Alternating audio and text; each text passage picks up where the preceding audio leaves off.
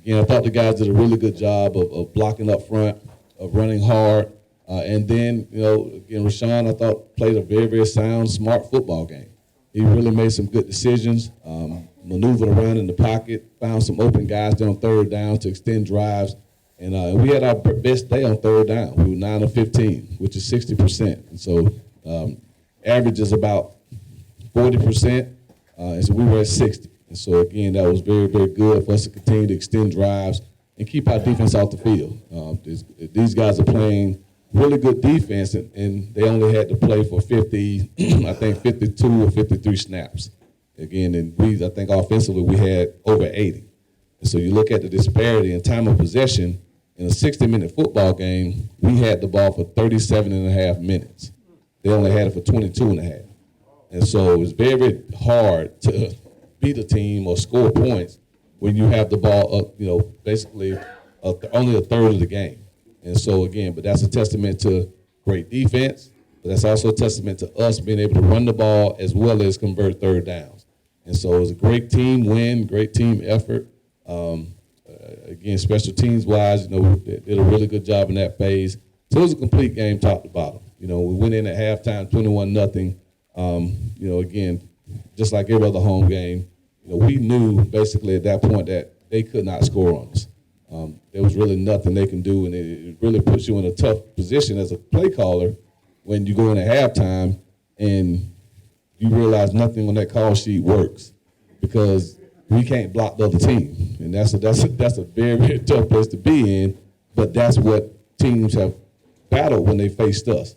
When they go into halftime, understanding they can't block us, so you can't run the football, and then you can't protect long enough to push the ball down the field. And so it goes to just kind of trying to nickel and dime, so to speak, those saying throw quick passes to try to move the ball, and it's only a matter of time before a ball gets tipped or we get an interception or something like that. So. Great job by our defense. Again, we played 4 home games this year. Obviously finished 4-0.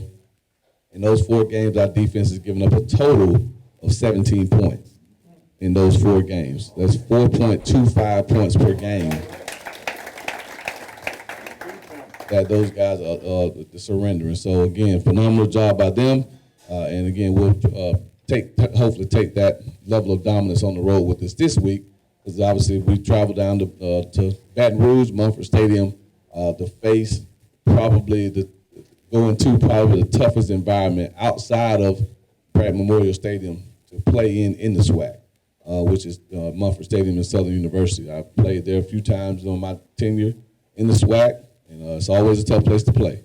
And so they're loud, they support just like we do, and don't know what they're feeding the officials or paying the officials, but it's like you always basically gonna have it when you go down to Baton Rouge. And so our guys will definitely have to be prepared for a lot of adversity that we'll face. And so we definitely need support around the nation.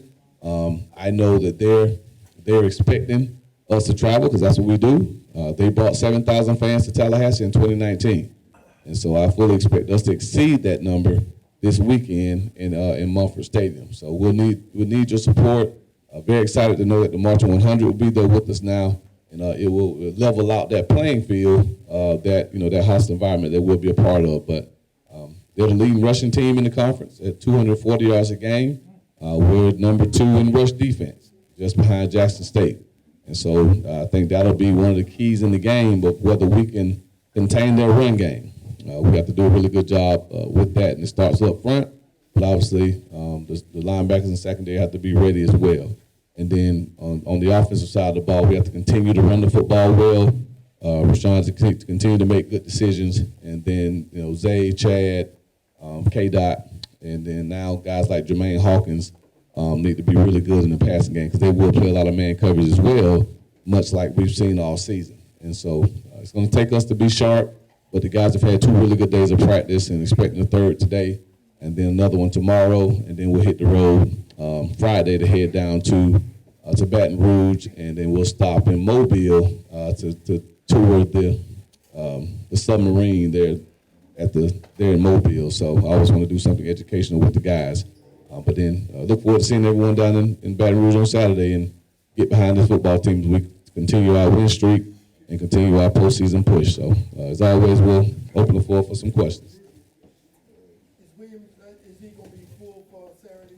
Yes, he doesn't have any type of punishment from the unsportsmanlike. So it's not like targeting. So if it was targeting, he'd have to sit out the first half. But just because it was unsportsmanlike, he just had to miss the rest of that game. So he'll be full go for this week. Southern is 3-4 overall.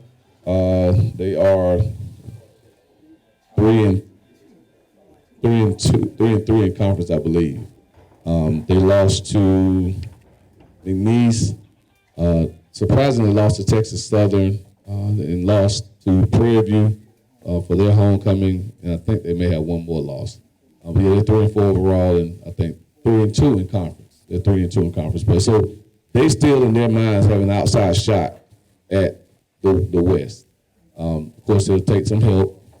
They beat Alcorn, so if Alcorn loses 2, which they don't have any losses right now in conference, but if they lose 2 and Prairie View loses 2, then there's this tiebreaker that they'll have to determine. But they still have an outside shot at the Western Division, so they still have a lot to play for.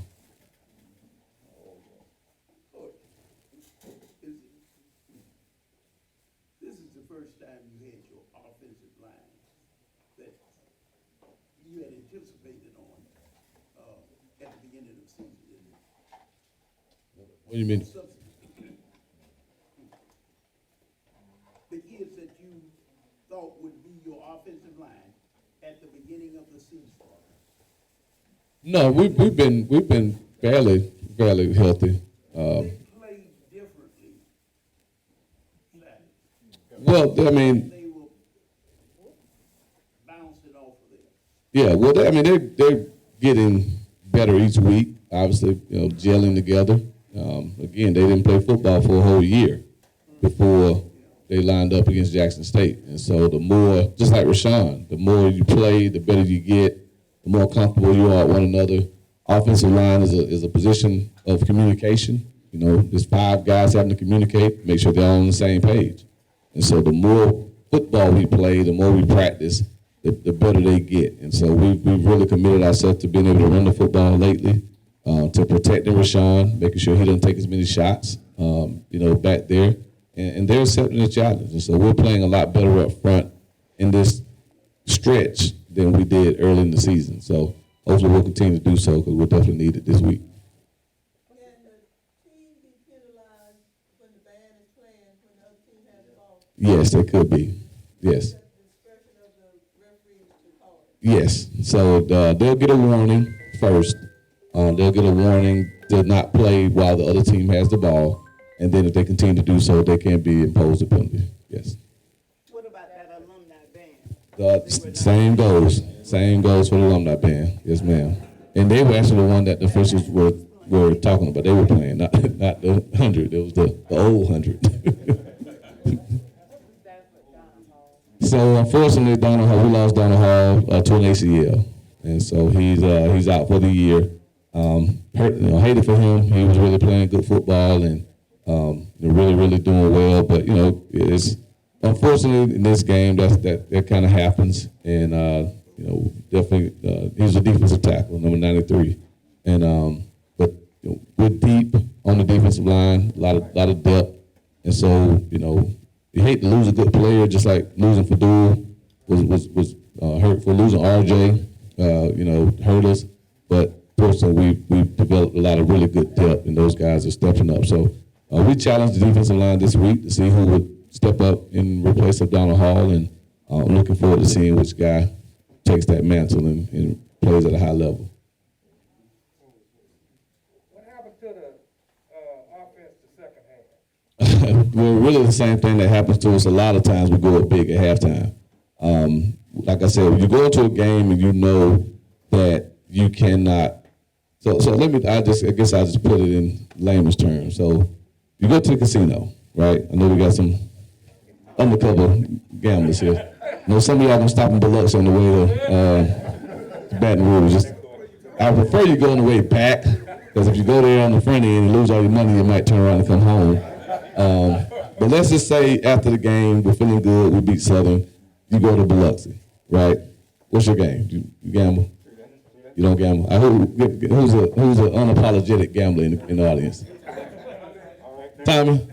What's your game, Tommy? I don't do the crap and the other. So you're a slot machine guy. Okay, so you go to the casino, you play, you hit the slot, boom, you hit the jackpot, right? What are you gonna do at that point? You gonna keep, see, you are a gambler. You are a gambler. So I'm a modest gambler, so I'll go play some blackjack, all right, just a little bit. So if I go and I hit big on jackpot, what I'll do is I'll take a big bulk of the money that I won, and I will put it in my pocket. And I'll say, this will not come out of my pocket. And I will only gamble with the amount I started with. So if I lose that, I could have lost that when I started and I'd have been fine, right? So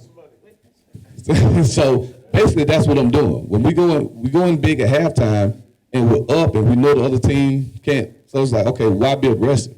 Why gamble it back all out there and risk losing it, right? You're setting on these players to get hurt.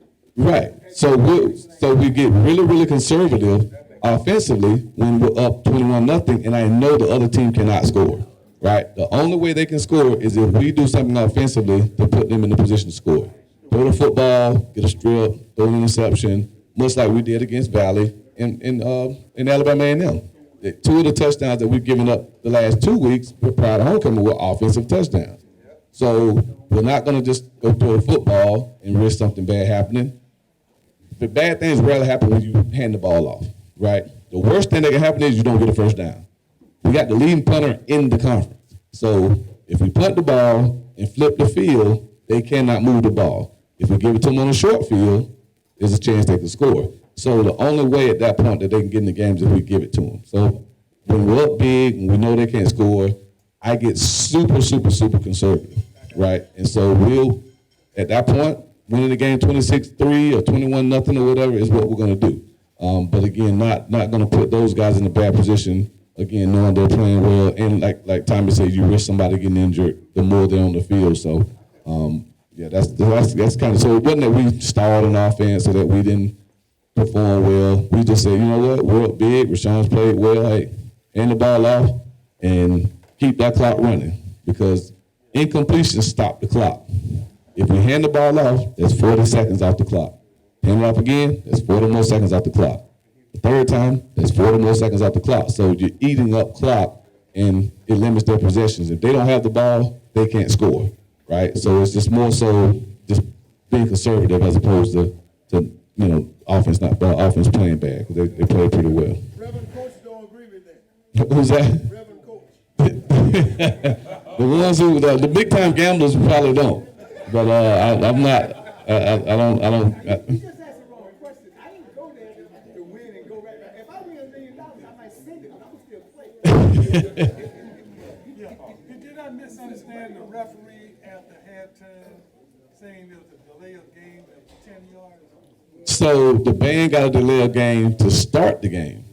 Well, not the band, I'm sorry. We got a delay to start the game because we went over on senior day, right? And so we got the 5 yards the first half, and then coming out of halftime, the band went over their allotted time, and so they gave us another penalty, which was a 10-yard penalty. And so the second penalty was for the second one. I think you get a second one, and I don't even, this one. Yeah, I have to find out the exact ruling on it, but yeah. So the second penalty was based on the band going over there a lot of time. But when I came out of the locker room, the official said, "Coach, you got to get the band off the field." So let me tell you something, player.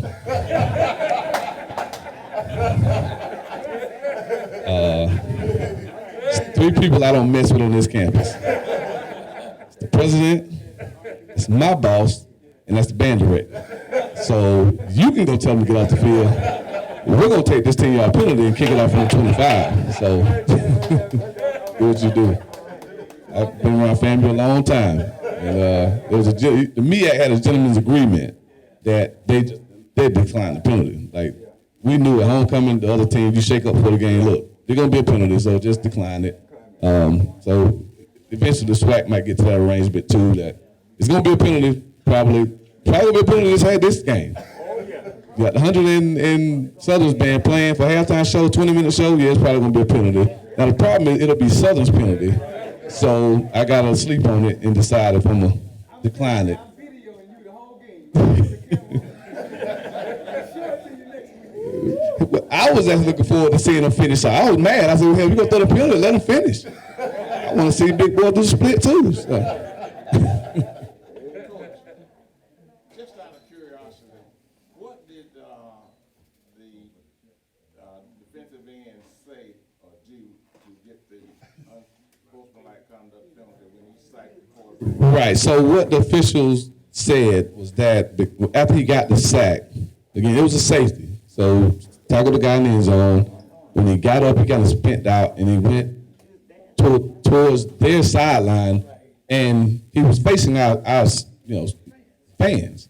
He made a little gesture, like everybody does. If you watch college football, NFL football, long as it's nothing egregious like a throat slash or something like that, he did something that guys do all the time. But because we had the scuffle earlier, and because if he was facing their sideline, he said that's why they threw the penalty. If he had done it on our sideline, he probably wouldn't have thrown it. But to them, it could look like, which I didn't agree with it could look like he was taunting the other team. If he had faced their actual sideline or faced their team and done it, I can understand that. But he was turned away from their sideline because he was from their team because he was in the end zone. But that was a rationale because he was facing their sideline, it could be viewed as taunting. And so because everybody got imposed a personal foul after the scuffle, any second personal foul is an automatic ejection. And that's why he was ejected from the game. The whole team got one, coaches and everything. So he threatened to throw me out one time. He said, hey, bro, we are 26 now. Throw me out. I need to get on Perry Street anyway. So give me some turkey legs. Coach, could that easily have been called excessive celebration? It was excessive celebration, but it's still any unsportsmanlike is a personal foul. So because again, it falls under that umbrella of personal fouls. If you get two, it's an automatic ejection. My other question is red shirts. Are there with the 4 games left? Mm-hmm. Are there any players that you may play that would? Not likely because we're all on the road. If we have more home games, then we probably play some. But we're limited to the number we can travel with. So that 70-player roster are really all guys that we anticipate playing at some point, whether it be offense, defense, or special teams. And so there were a few guys that we dressed and would play at home, but now that we're on the road for the next 3 weeks. Now the Classic is a little different because we'll take more guys to the Classic, so there may be 1 or 2 guys that could potentially get in that case and preserve a red shirt. But for the most part, most of those guys, we've either told them they're red shirting or they played for anyway. And so we've kind of, told them that they played there for, so they'll red shirt. Mm-hmm. You had stand up for yours, huh? You didn't raise your hand, just stood on up. Go ahead.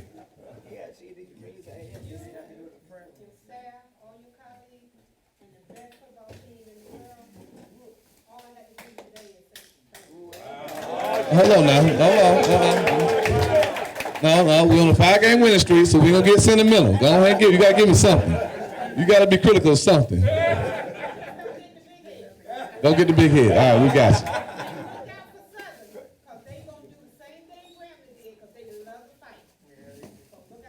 Yes, ma'am. Hey, Coach, since you didn't have one, I have mine. The team didn't dance. They didn't? No. I think they didn't play that one song. I thought they did a little bit. They did a little bit. It wasn't as bad. We didn't have the long delay that we had the game before because the player was injured the one before. It was our player that was down this time, and they better not dance when one of our guys down. Coach, I noticed you said that play with fellow was ejected from the game. Mm-hmm. Defense end. I noticed when he went out, the defense got higher. They picked up from where he left off. But now what you call it, Lamb on the other side, they had to double because when he went out, I don't know who you put back in there, but you got your number is great on defense. You got to look back. So when he went out, that defense went up another level. Yeah, no, those guys play for each other. They really, really take pride. The defensive line takes great pride. And, you know, like Isaiah. Isaiah knows that he's going to get double, right? And so the other guys take, you know, they take that personal, right? Like, I played baseball in high school. So my best friend batted right before me. He was third, I was fourth, right? Now, Eddie, you know, they put the third and fourth ones. Those are the best hitters. I know you batted ninth, but, you know, third and fourth are usually the really good hitters. He batted fourth, yeah. But so he was a phenomenal baseball player. We actually went to school together. Well, anytime they intentionally walked him, I took it personal. And so it was kind of the same thing. So they know that Isaiah Landon's getting doubled. Well, if I'm General Hunt, I'm saying, oh, wow, that gives me a one-on-one, right? Savion said, that gives me a one-on-one. So Savion was so mad that Isaiah Land got doubled that on the safety, he tackled the left tackle, the quarterback, and the running back. He just tackled anybody who had on a white jersey, you know, and just had one of them happen to have the football. But again, no, those guys, man, I can't say enough about that unit, the defensive side. But again, don't want to, like you said, don't want to get the big head. Don't want to pat them on the back too fast because, again, this is a tough challenge this week against a Southern team that runs the ball as well as anyone that we played all season. So we got to be ready to go. Coach, I wanted to say this before he left out of here, but on Saturday, I don't know whether Eddie has made it on Why Not Us, but Roy Moore got on Why Not Us. Gaucher brought the cameras over there to his tailgate. We were tailgating before a game, and so I don't know what episode, but you're going to be on it. So Eddie, that might be something you might try to get on Why Not Us too. I've already been on. Yeah, Ed said he's already. Ed is on the executive team, so he determines what's shot, what's not. Yeah. So he tells me what plays to call. He tells Dr. Chipman what songs to play, and he's told ESPN what episodes to run what. So yeah, he's already on the. I have a no big head statement though. As one who played during the Jay Gaither era, homecoming this time felt like that. Halftime, I wasn't worried about the game as much. It really felt good to get that feeling, and that's the kind of confidence. Well, you know, I haven't missed no games, so I'm really proud of what the guys are doing, and I was real confident in the second half. I didn't think. Yeah, no, and again, as a coach, you never want to go in and say, yeah, the game is over. You know, like I joked with Coach Roll and Tim, if this goes back, I don't know you said it, because you're not a football player in here. But so, of course, you played the game. Tommy, other individual here played the game. When you go in at halftime and you're up big, everybody has this saying, right? So they'll go in and they'll say, it's 0-0, right? That's kind of the mindset that you want your team to have, right? Don't think about the fact that it's 21-0 because that'll cause you to relax. Go in with the mindset that the score is 0-0, right? So you want to play big. So Coach Roland and I are walking out, and he said, yeah, Coach, it's 0-0. I said, no, Coach, it's 21-0. This was over. But, you know, so you don't want to let the team know that because, again, you want them to stay locked in. But I knew there was nothing they could do that Saturday to do anything to win that game. So, That's just my compliment to the team. I'm just really proud. yeah, no, they're locked in. They're locked in. Like I said, we outplayed South Florida. The second half, yeah. No, they're you know, again, we're a game back, but you know, Jackson's lucky. They're lucky they played us first. Yeah. So we're playing really good ball right now, and definitely got to continue to do so. A game where we didn't score a touchdown. Right. Yeah. Well, he's gonna play. Yeah, he's gonna play. He's still a little bit gimpy with the knee. It's a pain tolerance deal. Nothing structurally torn, but it's a pain tolerance that he's got to push through. He's a tough kid, and he's gonna push through it. But it's good to have Jay McLeod back and Terrell going because obviously he's a huge part of what we do, but he's not 100%. And so it's that time of year where we're in game 9 and a lot of guys are banged up. I mean, it's football, so there are a lot of nicks and bruises, and we had a during string of the flu, believe it or not. Not COVID. When in COVID cases, it's the darn flu. That's got a couple of our guys missing practices right now. So we got to get guys back healthy before or feeling well before we leave on Friday.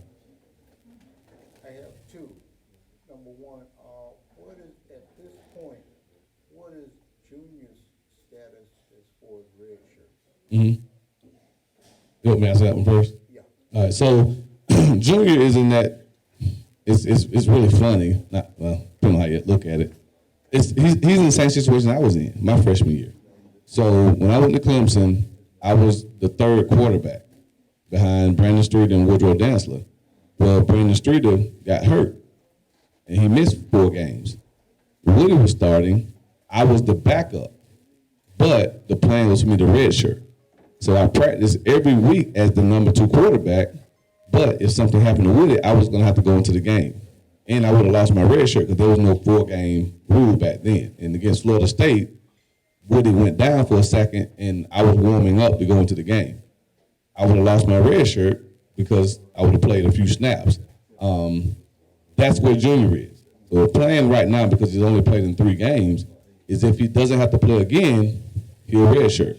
But if something happens to Rashawn, junior goes into the game, just like he did, I think it was 2 weeks ago. No, it was Saturday. We got in the game Saturday, right? But he still hasn't gone over the 4-game threshold, so he can still maintain his red shirt. So that's the plan, is to preserve his year, as opposed to burning a red shirt. On a lighter note, are you aware of that FAMU distraction committee they got going around? I mean, well, Ed is in charge of the distraction committee, so I didn't want to bring that up, baby. Eddie, I thought it was Ray. no, that ain't Ray.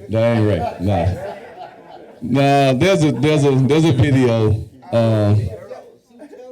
Yeah, there's a video.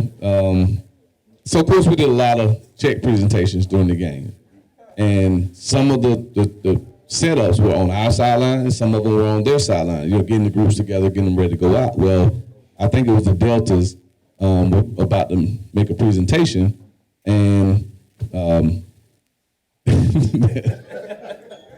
just say there was a young lady who was,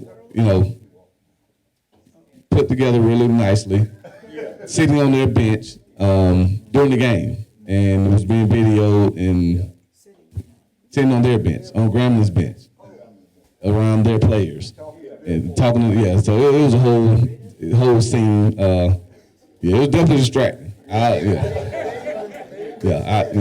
I probably would have been distracted too. Well, the young lady, she actually coined the term distraction committee. She said that we're FAMU's distraction committee. Yeah. Grambling boys was sitting there. Yeah, he was paying his leg. He was nonstop. Leg was shaking. She was an alum. She was an alum.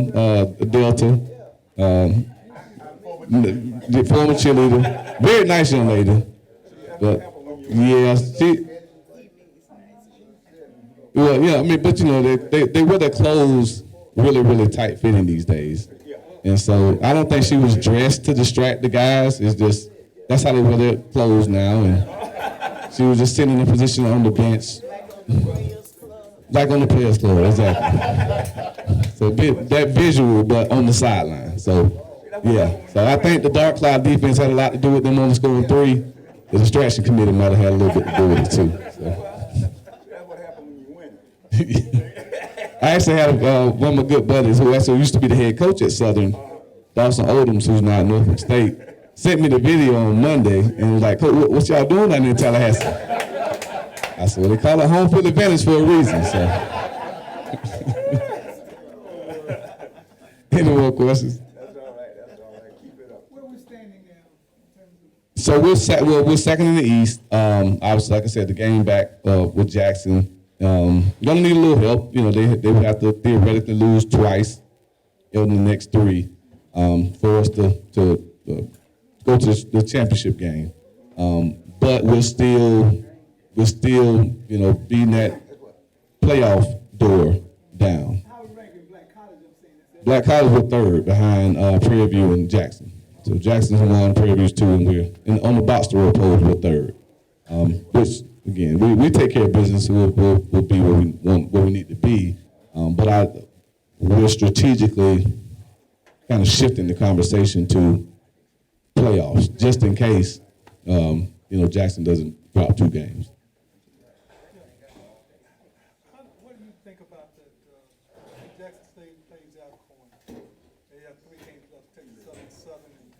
I mean, it's football, so anything can happen. What do you think about that particular matchup? Well, I think they're both good. I mean, they're both games that have to play well. Just like we got to play well to beat Southern, right? I mean, make no mistake about it. Southern's always a tough football team, especially in Baton Rouge. And so, you know, I think there'll be games. Those two games will be games that we got 3 games we got to win. But on paper, you know, this game is a game that we have to play well to win. And then obviously, the Florida Classic, you can throw the records out the window, you know. So for Jackson, it's the same thing. They play Southern next week.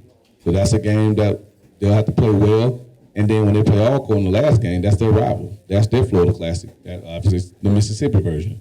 So, you know, they're going to have to play well, be a lot of emotions, and, you know, no matter who's in what standing, you got to play. And so anything can happen, but the thing that I've tried to remind the team of is that, you know, we have to take care of us. Like, we cannot worry about what anyone else does.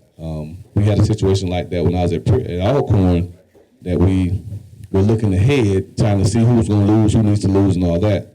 And we lost a game that we should have won. And ultimately, the team lost that we needed to lose. But since we lost, we were out of the championship game. So we just need to take care of our business, and then whatever happens after that, we'll let the chips fall where they may. So, but again, look forward to seeing everyone making the trip to Baton Rouge, and we bring back this win. We'll see you guys next Wednesday for the Rattlers.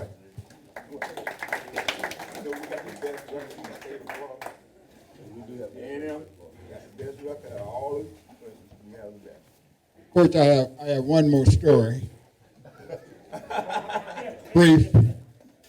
My first year as Director of Sports Information, I was on the Homecoming Committee.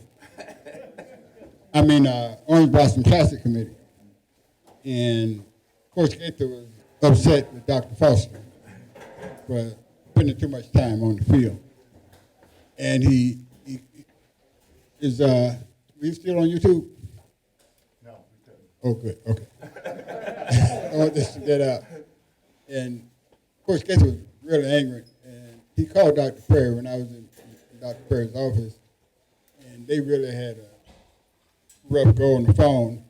And at one point, Dr. Perry said, Gate, I believe he hung up on me.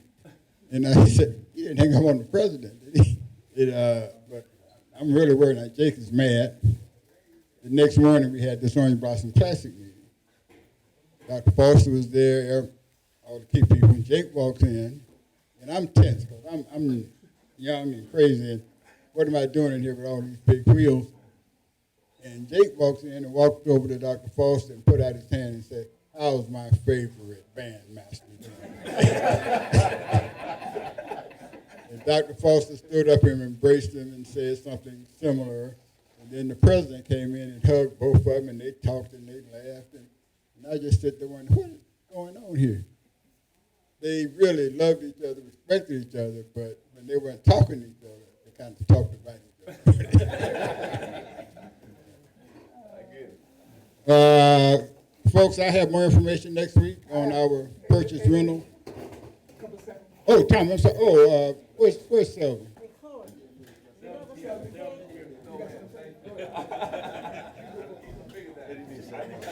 Oh, yeah.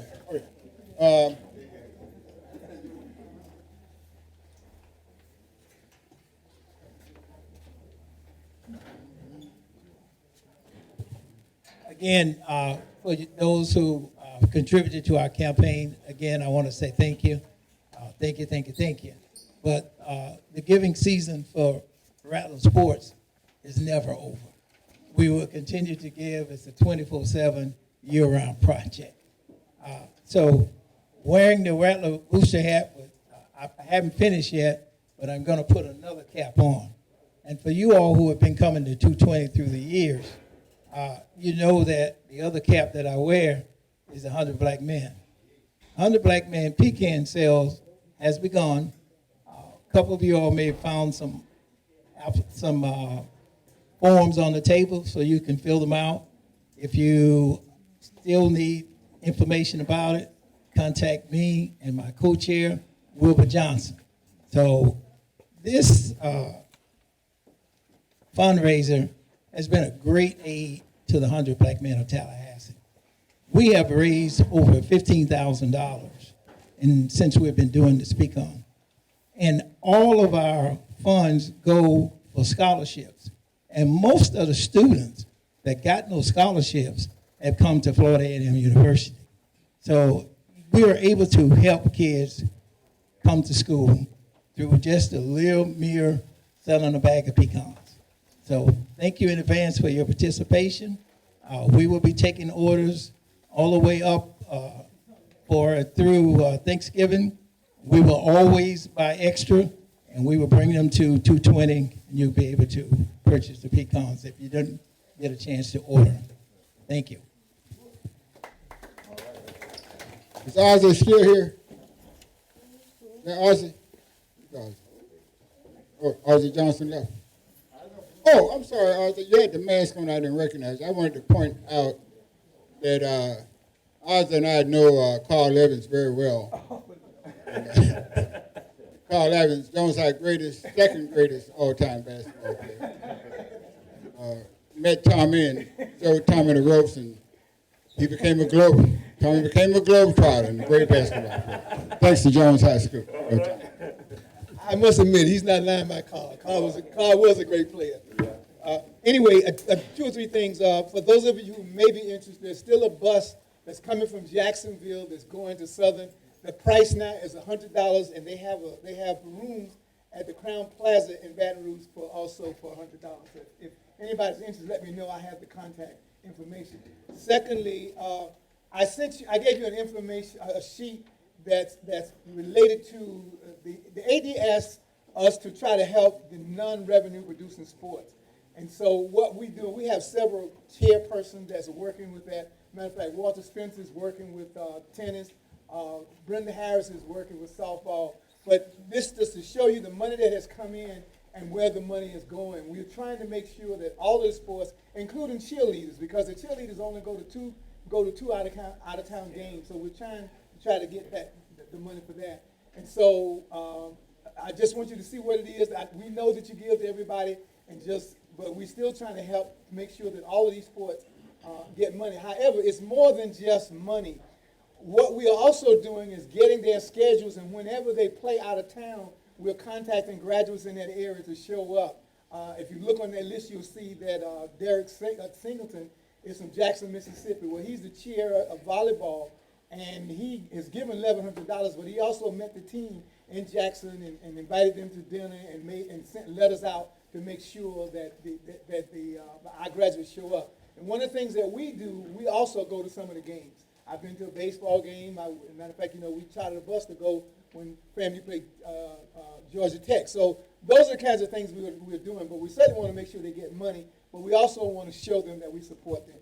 So anybody interested in working with us, let me know. Oh, I'm sorry. Third thing is we have a booster bus at the Florida Classic that for booster members and one of the guests is free. Now, if you got more than that, you may have to pay some money, but if you're a booster member, if you paid your dues and you're active, then the bus ride is free. We will be leaving from the Hyatt Hotel in Orlando to go to the stadium. And as you know, we escorted with the university president and the alumni association. We get escorted to the game, to the stadium and back. Well, we don't get escorted back, we get escorted there, but you still have a bus ride coming back. Okay, thank you. All right. Okay, anybody else would like to say something?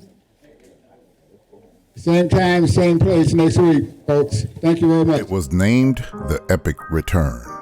Homecoming 2021 at FAMU.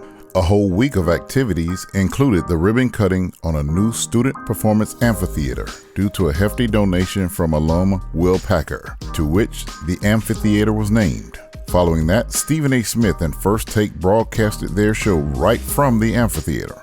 Special guest for that event was comedian actor Kevin Hart. Saturday morning began with the annual parade around the campus, but at 4 p.m., it was time to strap it up on the highest of 7 hills in Tallahassee. And the Florida A&M Rattlers had all intentions of being bad hosts for Broderick Fobbs and the visiting Grambling State Tigers. Your boy Trick Daddy Dollar, supporting HBCU, FAMU only, damn it. With an announced attendance of 31,000, 1887, the orange and green was flowing as the Rattlers showed up decked out in all orange.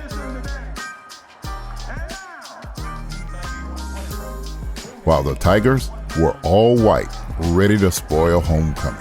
The Rattlers, with a renewed focus on winning each game for consideration in the NCAA FCS playoffs, wasted no time.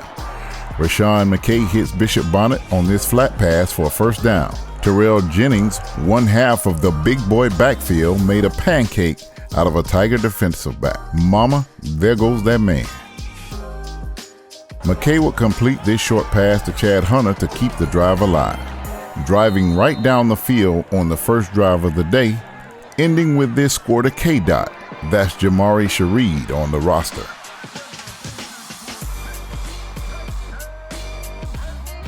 That footwork at the end is the difference between a touchdown and a first down.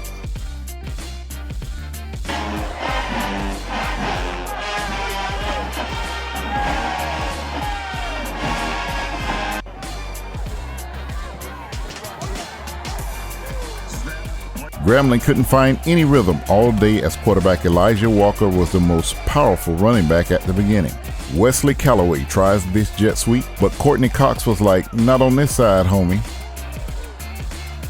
GSU tried to see if there was an opening inside, but nah, the Rattler defensive front wasn't having that either, holding the G-Man to less than 200 yards of total offense. McKay comes back with another pass to K-Dot, and he gets a big gain for the Rattlers. Starting off the second quarter, McKay hits Jermaine Hawkins in the corner of the end zone for a touchdown, putting the Rattlers up 14-0.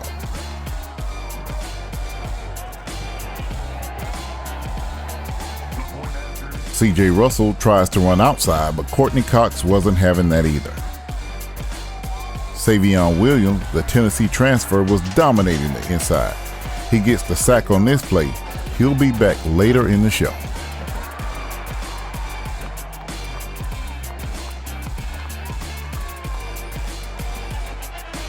The alumni side was on swole as the largest crowd in decades donned Bragg Memorial Stadium.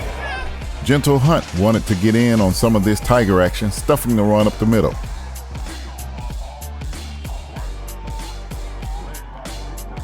Daquez Brunton was like, "Let me have a shot," and broke for a long gain off the right side. Then the other half of the big boy backfield, Jalen McLeod, bowls in the end zone to put the Rattlers up 21-0 before the half. Quick handoff to McLeod.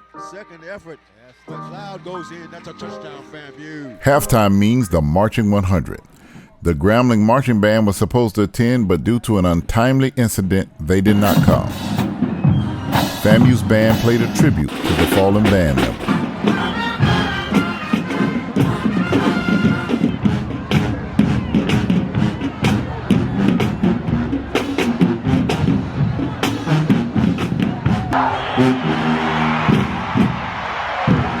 Now back to second half action.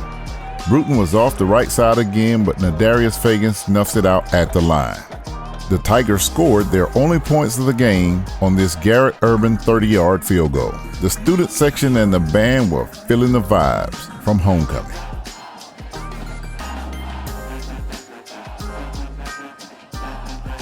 From there, the big boys would bring it home for the Rattlers. McLeod brings that load off the right side. Chad Hunter hauls in another pass to get it close. Grambling is trying to find a spark as they get the ball on downs with their backs to the end zone. It didn't work out because here comes that dude again. Savion Williams collects 2 points for a FAMU safety.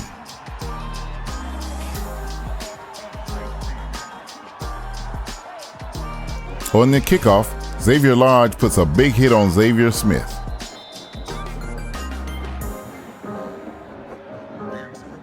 Coach Fobbs is like, "I got nothing at this point."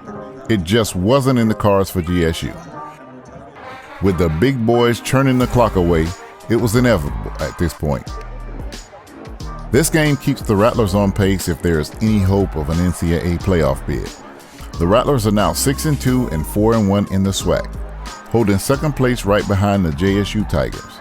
Grambling falls to 3-5, 2-3 in SWAC play. This week, the G-men will travel to Arkansas Pine Bluff, while the Rattlers will travel to the Bayou to face the Southern University Jaguars.